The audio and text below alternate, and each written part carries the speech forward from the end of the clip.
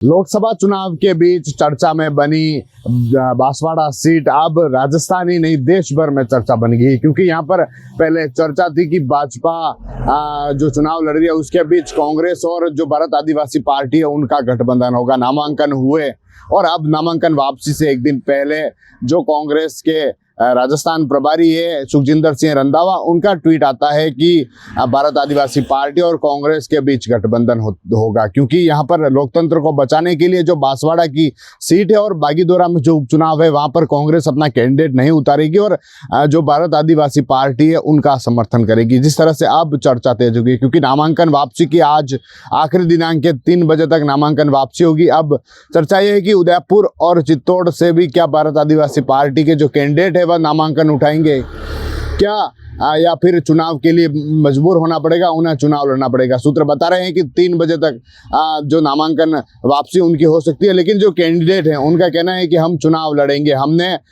जो कांग्रेस से उदयपुर और चित्तौड़ की सीट भी मांगी थी, लेकिन कांग्रेस ने वह सीट हमें नहीं दी, इसलिए हम चुनाव लड़ेंगे।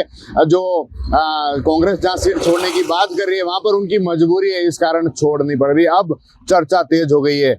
एक तरफ महेंद्रजीत मालवीय है जो चुनाव में भाजपा से खड़े हुए हैं, दूसरी तरफ राजकुमार रोज जो भारत आदिवासी पार्टी से खड़े हुए। अब कांग्रेस जो अरविंद डामोर है जिन्हें उतारा गया था, डमी कैंडिडेट के रूप में उतारा गया था, लेकिन अब जो रंधावा का ट्वीट आया उसके बाद से वहां पर भी चर्चा तेज हो गई है। वहीं बागीदोरा की जो सीट है वहां पर भी जो कपूर चंद है उन्हें कांग्रेस ने बनाया था और अब भी उन्हें नामांकन उठाने के लिए चर्चा बन गई कि वो वहां पर दोनों कैंडिडेट है वह नामांकन उठाएंगे। लेकिन उदयपुर और चित्तौड़ में क्या होगा? क्या उदयपुर और चित्तौड़ में जो कैंडिडेट है, जो भारत आदिवासी के कैंडिडेट है प्रकाश चंद्र बुझ और जो चित्तौड़ में मांगीलाल मीणा, वह के फॉर्म उठाएंगे या फिर चुनाव लड़ेंगे? अब इसी पर चर्चा चल रही है। आखिर 3 बजे तक क्या होता है?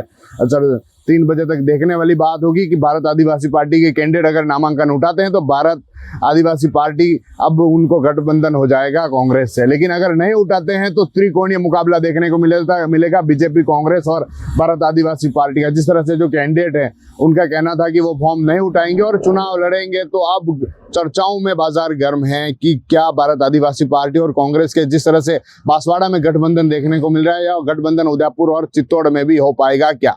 TV9 के लिए राजेश डांगी।